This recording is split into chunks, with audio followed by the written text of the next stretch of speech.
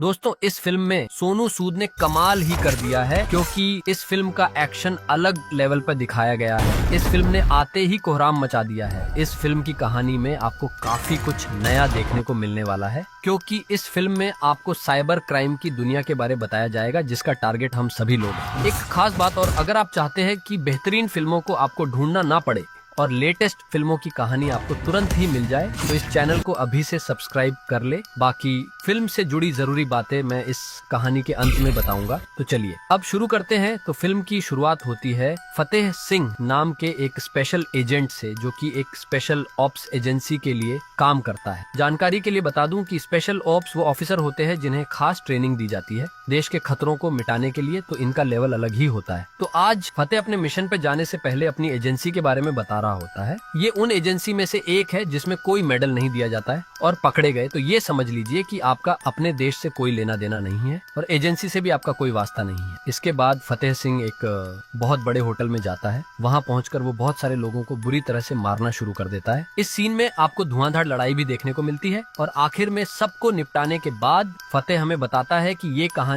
यहीं पर खत्म नहीं होती है, बल्कि ये कहानी यहाँ से शुरू होती है। और कहानी पहुंच जाती है फ्लैशबैक में। यहाँ हमें 1 महीने पहले का सीन दिखाया जाता है पंजाब के मोंगा गांव में, और पता चलता है कि फतेह सिंह ने इस एजेंसी को बहुत पहले छोड़ दिया था और अब वो इसी गांव में रहता है। और फतेह सिंह यहाँ पर अपना छोटा सा डेयरी फार्म भी चलाता है। फतेह का कोई परिवार नहीं है, इसलिए वो पास के ही निर्मत के घर पर किराए पर रहता है। अपनी पुरानी जिंदगी को पूरी तरह से भूलकर फतेह सिंह यहाँ आराम से रह रहा था, और अब वो एक सीधी सादी जिंदगी जी रहा है, सुकून की जिंदगी जो वो बहुत पहले से चाहता था। उसके घर में कोई नहीं है। फतेह सिंह हर रोज सुबह सुबह डेयरी फार्म चला जाता है और अपना काम करता है। इसके बाद हमें निर्मत के बारे में दिखाया जाता है, और निर्मत फतेह सिंह को भाई की तरह मानती है। और आगे पता चलता है कि गांव में निर्मत लोगों का लोन ऐप के जरिए लोन पास करवाती है। तो ऐसे शुरू होती है फतेह सिंह की कहानी। फेक लोन ऐप से लोगों को लोन तो मिल जाता है, लेकिन उसका ब्याज इतना होता है कि जब तक लोग लोन को चुका पाते हैं, इस लोन ऐप के जरिए लोगों को धमकियां मिलनी शुरू हो जाती है। अब ऐसे में निर्मत के पास कई लोगों की शिकायत आनी शुरू हो जाती है। तो अब निर्मत को दिल्ली जाना पड़ता है, क्योंकि ये सारी जवाबदारी उसी के हाथ में है। निर्मत ने सभी को लोन दिलवाया था, और अब सभी लोग कर्ज में डूब चुके हैं। यहाँ तक कि इस लोन ऐप की वजह से कई लोगों ने आत्महत्या भी कर ली है, जिसकी जिम्मेदार केवल और केवल निर्मत है। इसके बाद निर्मत के पास खुशी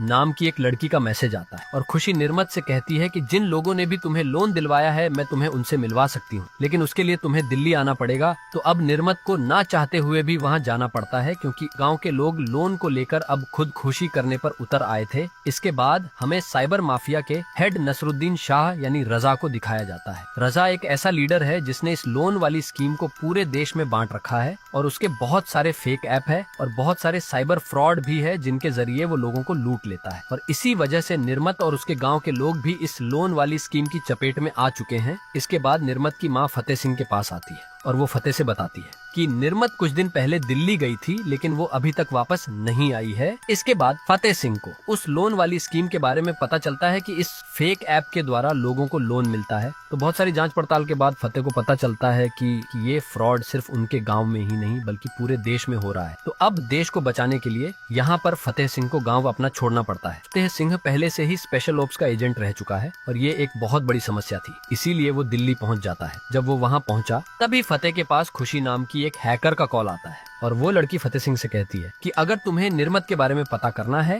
मुझे बहुत अच्छे से मालूम है, और इससे पहले कि तुम लोगों की नजरों में आ जाओ, उससे पहले तुम्हें मुझसे मिलना होगा। तो इसके बाद फतेह सिंह वहाँ खुशी से मिलने के लिए उसके पास पहुँच जाता है। तो जब फतेह सिंह और खुशी मिले, तो खुशी ने उसे बताया कि वो एक हैकर है और निर्मत को उसी ने दिल्ली बुलाया था। वास्तव में वो इन चालबाजों का पर्दाफाश करना चाहती है, क्योंकि खुशी ने उनको हैक कर लिया था, जिस वजह से रजा की पूरी साइबर माफिया खुशी को भी ढूंढ रही है। लेकिन जब उन्हें निर्मत के बारे में मालूम चला कि मैंने उसे दिल्ली बुलाया है, तो उन्होंने निर्मत को उठा लिया, और अब वो लोग निर्मत के जरिए मुझे भी पकड़ना चाहते हैं। यहाँ खुशी फतेह सिंह को बता देती है कि निर्मत जो है वो चड्ढा के पास है। चड्ढा ही एक आदमी है जो कि निर्मत के बारे में बता सकता है, जो कि पुरानी दिल्ली में संगम टॉकीज के पास रहता है। इसलिए अब फतेह सिंह तुरंत ही चड्ढा से मिलने के लिए पहुंच जाता है, और वहाँ पहुंचकर वो देखता है कि यहाँ तो बहुत सारा इलीगल यानी अवैध काम चल रहा है। इसके बाद वो चड्ढा से पूछने लगता है कि निर्मत कहाँ पर है। यहाँ फतेह सिंह उन लोगों को एक ऑफर देता है। वो कहता है कि निर्मत को वो चुपचाप गांव लेकर चला जाएगा और तुम्हारे बारे में किसी को भी नहीं बताएगा, तुम यहाँ पर इलीगल काम करते रहो। लेकिन चड्ढा उसकी बात कहाँ मानने वाले था। वो अकड़ में फतेह सिंह को कहते हैं कि अगर तू यहाँ से नहीं गया तो दोनों की लाश हम यहीं पर ढेर कर देंगे। और वो लोग निर्मत के बारे में भी अनाप शनाप बातें कर रहे थे। इन सारी बातों को सुनकर फतेह सिंह को गुस्सा आ जाता है। और फिर क्या था, फतेह सिंह स्पेशल ऑप्स का एजेंट है, जिस वजह से वो इन्हें बुरी तरह से मारता है और चड्ढा को भी अधमरा कर देता है। फिर चड्ढा उसे बताता है किसी सत्य प्रकाश नाम के आदमी के बारे में कि निर्मत जो है वो उसी के पास मिलेगी। और आखिर में फतेह सिंह चड्ढा को भी मार डालता है। अब अगले दिन हम इंस्पेक्टर विश्वास को देखते हैं, जो कि संगम टॉकीज के पास आता है, जहां पर कि बहुत सारे लोगों को मारा गया था। वो इन लोगों की इन्वेस्टिगेशन करने लगता है कि आखिर इतने लोगों को कौन से गैंग ने मारा होगा,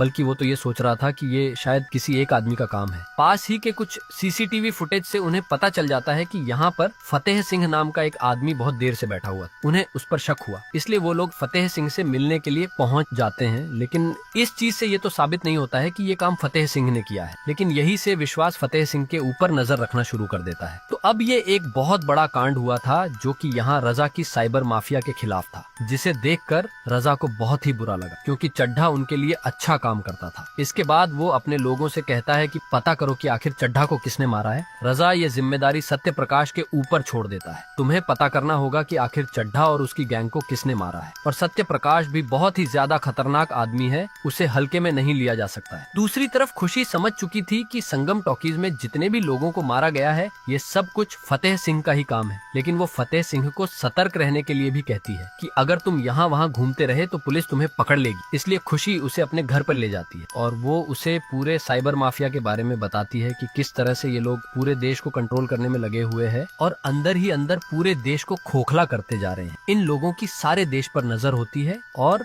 ये सभी को एक दिन बर्बाद करके छोड़ेंगे। इसके बाद खुशी फतेह सिंह से उसकी पुरानी जिंदगी के बारे में पूछती है। तो यहाँ फतेह उसे बताता है कि वो एक एजेंसी के लिए काम किया करता था। उसके पास एक फोटो आया करता था और फिर एक कॉल आया करता था कि किसको मारना है। उस फोटो में उस आदमी का चेहरा होता था। बस इसी तरह से वो काम किया करता था। वो एजेंसी कौन चलाता था, किसके लिए वो काम करता था, उसे तो ये भी पता नहीं। यहाँ फतेह सिंह खुशी को अपने लास्ट मिशन के बारे में बताता है कि उसे कुछ प्राइवेट फाइल अमेरिका से इंडिया में लानी थी, जो कि बहुत ही ज्यादा सीक्रेट थी, जिसमें उसे कुछ लोगों का सामना करना पड़ा। लेकिन बाद में फतेह सिंह को ऐसा लगा कि शायद इस काम में सुकून नहीं है, इसीलिए उसने वो एजेंसी छोड़ दी थी और शांति से अपने पिंड यानी अपने गांव पंजाब में चला जाता है। वहाँ वो सुकून से रहने लगा था। लेकिन जिस जगह पर वो रहता है और वहाँ के लोग सुकून से नहीं रहेंगे तो तब तक वो भी सुकून से नहीं रहने वाला है। इसलिए फतेह को अब निर्मत को बचाना है। अब खुशी उसे बताती है कि ये लोग आखिर काम कैसे करते हैं। इन लोगों की बहुत बड़ी टीम होती है, हाईटेक हैकर्स होते हैं जो कि पूरे देश को अपने कब्जे में रखते हैं। मैंने एक बार तो उन्हें हैक भी कर लिया था, इसलिए अब ये सभी लोग मेरे पीछे पड़े हैं। फतेह सिंह भी बहुत अच्छे से समझ चुका था कि ये कोई छोटी समस्या नहीं है।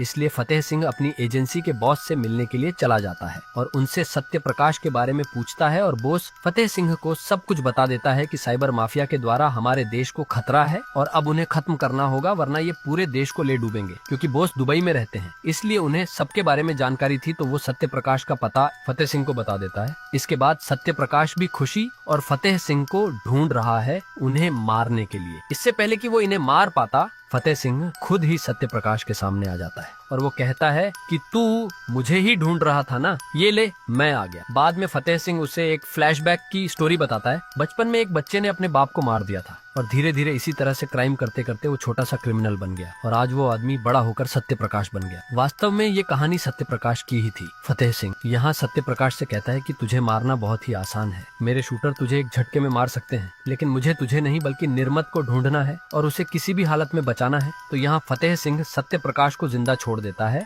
और उससे कहता है कि दोबारा मेरे रास्ते में मत आना। और जब फतेह सिंह बाहर आने लगा तो उसने सत्य प्रकाश के सारे लोगों को मार डाला था। तो सत्य प्रकाश के लिए ये एक बहुत बड़ी बात थी, क्योंकि आज तक इतने नजदीक उसके कोई भी नहीं पहुंच पाया था और उसे रजा के बारे में भी पता है। इसलिए सत्य प्रकाश ये सारी बातें रजा को भी बताता है, क्योंकि रजा उसे अब तक एक आम आदमी समझ रहा था, लेकिन वो तो बहुत खतरनाक है। इसलिए वो उसे निपटाने के लिए प्लानिंग करने लगते हैं और इसके बाद रजा के गुंडे खुशी को पकड़ लेते हैं और जब वो उसे वहाँ से लेकर लेकर जा रहे थे, तभी यहाँ पर एंट्री होती है फतेह सिंह की, जो कि उसी घर में मौजूद था, जबकि खुशी को ऐसा लग रहा था कि वो यहाँ पर मौजूद नहीं है। बाद में फतेह सिंह इन लोगों को बुरी तरह से मारना शुरू कर देता है। इन सब के बाद फतेह सिंह ने अब रजा से दुश्मनी ले ली थी और रजा भी उसे इतनी आसानी से छोड़ने वाला नहीं है, इसलिए वो एक बहुत बड़ी प्लानिंग करता है। रजा ने देश के सभी बैंकों के अकाउंट को हैक कर लिया था और फिर सभी के अकाउंट में से पैसे भी काटने लगा था। सभी लोग हैरान थे कि आखिर ये सब कुछ कैसे हो रहा है। रजा के साइबर माफिया के लोगों ने गरीब हो चाहे अमीर हो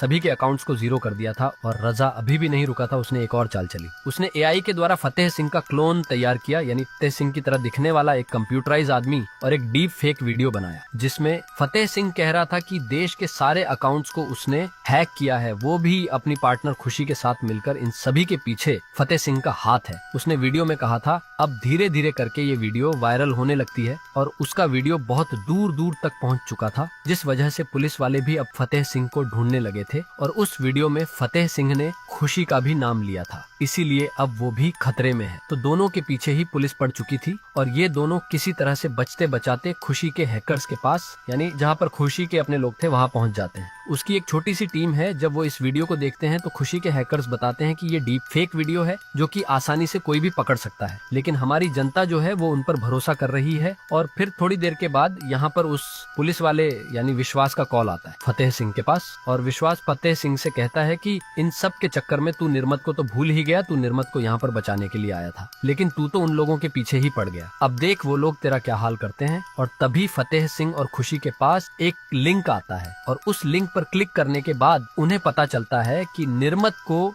वो लोग ऑनलाइन किलिंग के द्वारा मारने वाले हैं। वो इस वीडियो को एक सोशल मीडिया प्लेटफॉर्म पर अपलोड करते हैं और जब इस वीडियो पर 20 लाख व्यूज आ जाएंगे तब करंट लगने से निर्मत की अपने आप ही जान चली जाएगी। यहाँ खुशी के हैकर यहाँ पर उस आईपी एड्रेस को ट्रेस नहीं कर पाते हैं, जिस वजह से वो यहाँ पर निर्मत को अपनी आंखों के सामने मरता हुआ देखते हैं, जिसे देखकर फतेह सिंह को बहुत ज्यादा बुरा लगता है क्योंकि वो निर्मत की मां को वादा करके आया था कि वो निर्मत को जरूर बचाकर लेकर आएगा। निर्मत को जिस तरह से मारा गया है तो फतेह सिंह को बहुत अच्छे से पता है कि उसे अब क्या करना है, इसलिए सबसे पहले पहुंचा उस इंस्पेक्टर विश्वास की बिल्डिंग में। वहां पहुंचकर पहले तो उसने उसके सभी लोगों को बुरी तरह से मारा, बाद में विश्वास के कमरे में गया और उसे भी बुरी तरह से मारने लगा। फतेह सिंह उससे रजा और सत्य प्रकाश के बारे में पूछ रहा था कि आखिर ये लोग कहाँ पर मिलेंगे। जब विश्वास उसे पता बता देता है तब भी फतेह सिंह उसे जान से मार डालता है। दूसरी तरफ सत्य प्रकाश को भी बहुत अच्छे से मालूम है कि फतेह सिंह उसके पास जरूर आएगा और उसके लोगों को भी जरूर मारेगा, तो फिर फतेह सिंह और खुशी सत्य प्रकाश के अड्डे पर पहुंच जाते हैं। खुशी को भी फतेह सिंह अपने साथ लेकर गया था क्योंकि जितने भी पैसों को लूटा गया है उन सभी के आईपी एड्रेस और ट्रांजैक्शन आईडी के द्वारा उन सारे पैसों को होल्ड किया जा सकता है। तो वहाँ पहुंचकर फतेह ने देखा कि यहाँ बहुत सारे लोग हैं, लेकिन फतेह सिंह ने अकेले ही इन सभी को मार डाला था। आखिर में हम देखते हैं कि यहाँ पर सत्य प्रकाश ने खुशी को पकड़कर एक कुर्सी पर बिठा दिया था क्योंकि खुशी ने उनके सिस्टम को हैक कर लिया था और सारे पैसों को होल्ड भी कर दिया था। और ये वही कुर्सी है जिस पर बिठाकर ऑनलाइन किलिंग के द्वारा लोगों को मारा जाता है।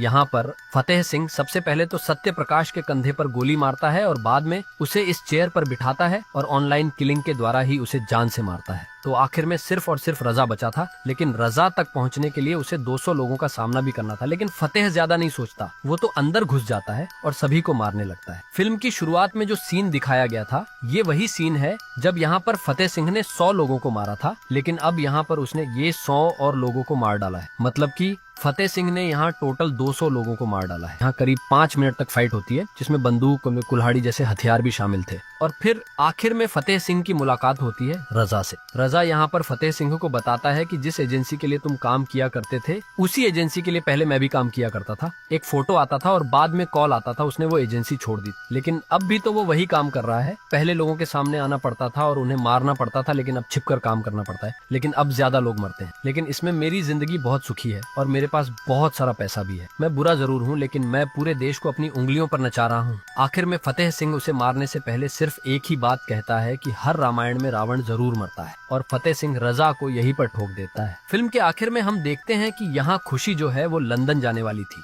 लेकिन अब वो यहाँ पर फतेह सिंह के साथ रुकने का फैसला लेती है और आखिर में इनके ऊपर भी कोई बंदूक ताने हुए खड़ा था। वो कौन था नहीं पता, लेकिन इस छोटे से सीन ने फतेह 2 का इशारा भी कर दिया था। दोस्तों, अब फिल्म से जुड़ी कुछ खास बातें। ये फिल्म एक्शन भरी होगी ये पता था, लेकिन इस तरह से दमदार होगी ये चौंकाने वाली बात। फिल्म को देखते हुए आप 1 मिनट के लिए भी अपनी पलकें नहीं झपकेंगे, क्योंकि हर पल आपको ये जिज्ञासा रहेगी कि अब आगे क्या होगा। इस फिल्म में आज के समय में हो रहे साइबर क्रिमिनल्स एक्टिविटी को भी दिखाया गया है। मेरे हिसाब से ये फिल्म सोनू सूद की अब तक की सबसे बेस्ट परफॉर्मेंस वाली फिल्म कहा जा सकता है। ये फिल्म जबरदस्त एक्शन के साथ आपको सामाजिक संदेश भी देती है। इस फिल्म को आप निश्चिंत होकर परिवार में देख सकते हैं, क्योंकि ना तो इसमें कोई किसिंग सीन है और ना ही कोई ऐसा अटपटा सीन जिसे फैमिली में देखकर आप असहज महसूस करते हैं। दोस्तों, यदि आपने अभी तक अग्नि फिल्म या मार्को फिल्म की कहानी को नहीं देखा है तो उनकी कहानियां भी इस चैनल पर अपलोड की गई है, जिन्हें देखकर आप वीडियो का मजा ले सकते हैं। तो दोस्तों, मैं मिलूंगा आपसे किसी नई फिल्म की नई कहानी के साथ। तब तक के लिए बहुत बहुत धन्यवाद।